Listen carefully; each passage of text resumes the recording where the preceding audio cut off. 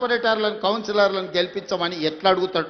నల్లగొండ మీద విషం చిమ్ముతున్న బీఆర్ఎస్ వాళ్ళకు, ఎస్ఎల్బీసీ కట్టనోనికి, రేషన్ కార్డు ఇవ్వనోడికి, సన్న బియ్యం పంచనోడికి, ఆడబిడ్డలకు ఆర్టీసీలో ఉచిత ప్రయాణం ఇవ్వనోడికి ఇవాళ మిమ్మల్ని ఓటు అడిగే హక్కు ఉందా? మీరు ఒక్కసారి ఆలోచన చెయ్యండి. సిగ్గు లేకుండా వాళ్ళు వచ్చినా, గంగిరెద్దులో లలాక ఇంటి ముందుకు వచ్చినా కర్రు కాల్చి వాత పెట్టండి, సలాకి ఎర్రగా కాల్చి ఈపుల వాతలు పెట్టుర్రి. ఏమన్నా తెస్తే తీసుకోండి, ఏమన్నా ఇచ్చినా తీసుకోండి, కీసలలో లాగులాలు ఏమన్నా ఉంటే అది కూడా తీసుకోండి. మందిని ముంచిన సొమ్ము మస్తుగా ఉన్నది వాళ్ళ దగ్గర. ఒకనొక్కడు ఎకరాలలో ఫామ్ హౌజులు కట్టారు, పెద్ద పెద్ద బెంచ్ కార్లు కొన్నారు, గంజికి గతి లేని వాళ్ళు కూడా. అవన్నీ మనల్ని ముంచిన సొమ్మే, మందిని ముంచిన సొమ్మే. టీఆర్ఎస్ వాడు వచ్చి ఏమి ఇచ్చినా తీసుకోండి, చేయాల్సిన లగ్గం చెయ్యండి. మన అసెంబ్లీ ఎన్నికల్లో ఎట్లయితే మిర్యాలగూడల 40-50 వేలతోని లక్ష్మారెడ్డిని గెలిపించారో, పార్లమెంట్ ఎన్నికల్లో రఘ్వీర్కి 5,60,000 ఓట్ల మెజారిటీ ఎట్లిచ్చిండ్రో, ఇవాళ అదే విధంగా నల్గొండ జిల్లా ప్రజలు కాంగ్రెస్ పార్టీకి అండగా నిలబడండి. ఇవాళ మిత్రులారా, మనం అధికారంలోకి వచ్చిన ఈ 2 ఏళ్లలో 70,000 ప్రభుత్వ ఉద్యోగాలు ఇచ్చినాం, రైతు రుణమాఫీ చేసినాం, రైతు భరోసా కార్యక్రమాన్ని అమలు చేసినాం, 4.5 లక్షల పేదోళ్ళకి ఇందిరమ్మ ఇండ్లు ఇచ్చినాం. ఇవాళ ఆడబిడ్డలకు ఆర్టీసీలో బస్సే కాదు 1000 బస్సులు కొనిపించి, బస్సులో ఉచితమే కాదు 1000 బస్సులకు యజమానులను ఇవాళ ఆడబిడ్డలు చేసినాం. ఇవాళ స్వయం సహాయక సంఘాలకు పెట్రోల్ బంకులు నడుపుకోవడానికి ఇవాళ ప్రతి జిల్లాల పెట్రోల్ బంకులు ఇచ్చి 27,000 కోట్ల రూపాయలు సున్నా వడ్డీకి ఇవాళ ఆడబిడ్డలకు నగదు బ్యాంకులతో ఇప్పించినాం. ఇవన్నీ కూడా ఎలా సాధ్యమైనాయి అంటే ఇందిరమ్మ రాజ్యంలో పేదల పరిపాలన వచ్చినందుకే సాధ్యమైంది. ఇవాళ అన్ని మనమే ఉన్నాం, సర్పంచులు మనోళ్ళే ఉండ్రు, ఎమ్మెల్యేలు మనోళ్ళే ఉండ్రు, ఎమ్మెల్సీలు మనోళ్ళే ఉండ్రు, మంత్రులు మనమే ఉన్నాం, ప్రభుత్వం మనమే ఉన్నది. మరి ఏనైనా మన కాలనీలలో ఎవడన్నా అప్పితప్పి బీఆర్ఎస్ వాడు కౌన్సిలర్ కార్పొరేటర్ అయితే ఇక వాడు మనకేమన్నా పని చేస్తాడా? ఒకసారి ఆలోచన చేయండి. 10 ఏళ్ళు వాళ్ళే ఉన్నారు, 10 ఏళ్ళు పరిపాలన చేసిరు, మొత్తం తెలంగాణను దోసుకున్నారు, 1000 కోట్ల రూపాయలు సంపాదించుకున్నారు. ఆస్తులు సంపాదించుకుంటే పర్వాలేదు, 7 అంతస్తుల మేడలు కట్టుకుంటే పర్వాలేదు, కానీ పెళ్ళా మొగుడు ఫోన్లలో మాట్లాడుకుంటే కూడా ఫోన్లు విన్నారా? ఇంత సిగ్గు తప్పినోడు ఎవడన్నా ఉంటాడా? వాళ్ళ బతుకు చెడా. పెళ్ళ మొగుడు మాట్లాడుకుంటే కూడా జోలి ఇంట ఆడా ఎవడన్నా? జడ్జిలను వదలలే, జర్నలిస్టులను వదలలే, ప్రతిపక్ష నాయకులను వదలలే, పెళ్ళ మొగుడు జోలి వదలలే, సినిమా తారాలు మాట్లాడుకుంటుంటే వాళ్ళను కూడా వదలలే.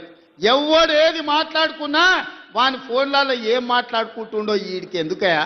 ఈడేమన్నా మనిషేనా? అసలు మానవ జన్మ ఎత్తడానికి అర్హత ఉందా? మంది ఫోన్ తినేటోడు అసలు మనిషా? అన్నం తినేటోడు ఎవడన్నా పెళ్ళ మొగుడు మాట్లాడుకునేది వింటారా?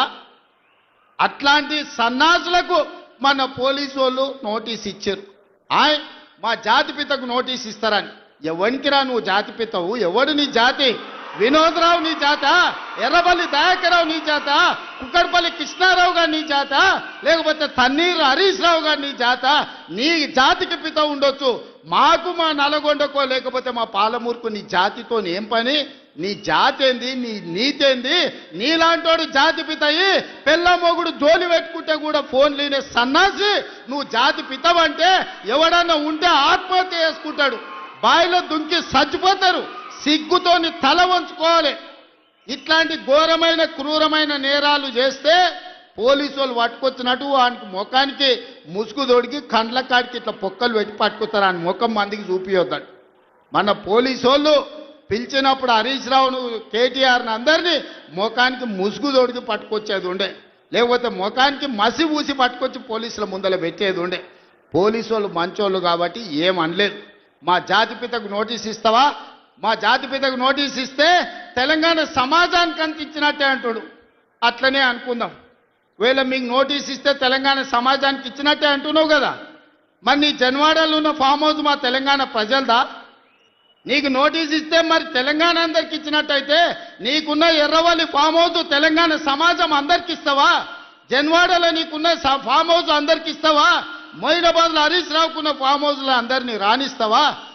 మీ టీవీలు మీ పేపర్లు మాకు ఇస్తావా? వేల కోట్ల రూపాయలు తెలంగాణను కొల్లగొట్టిన దాంట్లో తెలంగాణ నిరుద్యోగులకేమని ఇస్తావా? ఎమ్మెల్యేలు, ఎమ్మెల్సీలు, రాజ్యసభలు, లోక్సభలు, మంత్రులు, ముఖ్యమంత్రి అన్ని మీరే తీసుకున్నావు. తెలంగాణ సమాజానికి ఇచ్చినవా? ఒక్క శ్రీకాంతాచారి తెలంగాణ కోసం ప్రాణత్యాగం చేస్తే శంకరమ్మ ఎక్కడుందో కూడా తెలియదు వాళ్ళ తల్లికి. కనీసం మొట్టమొదట తెలంగాణ కోసం ప్రాణత్యాగం చేసుకున్న శ్రీకాంతాచారి తల్లి కూడా చిన్న బాధ్యత ఇవ్వకపోతివే. జాతిపిత అంటే ఎవరయ్యా అంటే తెలంగాణ కోసం సర్వం త్యాగం చేసిన ప్రొఫెసర్ జయశంకర్ జాతిపిత అవుతాడు. లేకపోతే ఆంధ్రప్రదేశ్లో పార్టీ చచ్చిపోయినా, తెలంగాణలో అధికారం కోల్పోయినా, కేంద్రంలో ప్రభుత్వం పోయినా పర్వాలేదు అని తెలంగాణ రాష్ట్రం ఇచ్చిన సోనియమ్మ తెలంగాణ తల్లి అయితే తప్ప నీలాంటి దోపిడీదారుడు, దొంగ, లుచ్చ నువ్వెట్లా జాతిపితమవుతావని నేను అడగదలుచుకున్న. మిర్యాలగూడ నుంచి సిగ్గులేని మాటలు మాట్లాడతారు. ఇవాళ చేసిన తప్పులకు తల వంచుకొని ముక్కు నేలకు రాయాలి. తెలంగాణ సమాజం ముందల తెలంగాణ సమాజాన్ని క్షమాపణ అడగాలే తప్ప ఇవాళ ఇంకా సిగ్గులేని మాటలు మాట్లాడుకుంటా బీఆర్ఎస్ వాళ్ళు తిరుగుతారు. ఇక ఈడ కూడా మీ దగ్గర ఒక ఆయన ఉన్నాడు, నక్క చిత్తుల భాస్కర్ రావు అని. ఎవడయా భాస్కర్ రావు? ఎవడు? జానారెడ్డి చెప్పులు మోసినోడు కాదా? జానారెడ్డి ఇంట్లో నీళ్ళ సీసాలు మోసినోడు కాదా? జానారెడ్డి నమ్మి కన్న కొడుకు తీయకుండా నల్ల నక్క చిత్తుల భాస్కర్ రావు టికెట్ ఇస్తే కాంగ్రెస్ పార్టీ కార్యకర్తలు మీ రక్తాన్ని చెమటగా మార్చి మీరు భుజాల మీద మోసి మిర్యాలకు కూడా ఎమ్మెల్యేని చేస్తే మీ ఆత్మ గౌరవాన్ని తీసుకెళ్లి ఎర్రవల్లి ఫామ్ హౌస్లో కేసీఆర్ కాళ్ళకాడ తాకట్టు పెట్టినోడు ఇవాళ మళ్ళా మీ దగ్గరకు వస్తున్నాడు. గాయన మనకు నాయకుడు. ఒక్కసారి ఆలోచన చెయ్యండి. ఇవాళ ఈ నక్క చిత్తుల భాస్కర్ రావు ఇవాళ మనోళ్ళు నామినేషన్లు వేస్తే బెదిరిస్తుండంట మీరు వాపసు తీసుకోవాలని. చింతపండు అవుతుంది భాస్కర్ రావు, నువ్వు అనుకుంటున్నామేమో. ఈ వేదిక మీద ఉన్న మేము ఎవరం జానారెడ్డి లాగా పెద్ద మనసు ఉన్నోళ్ళం కాదు.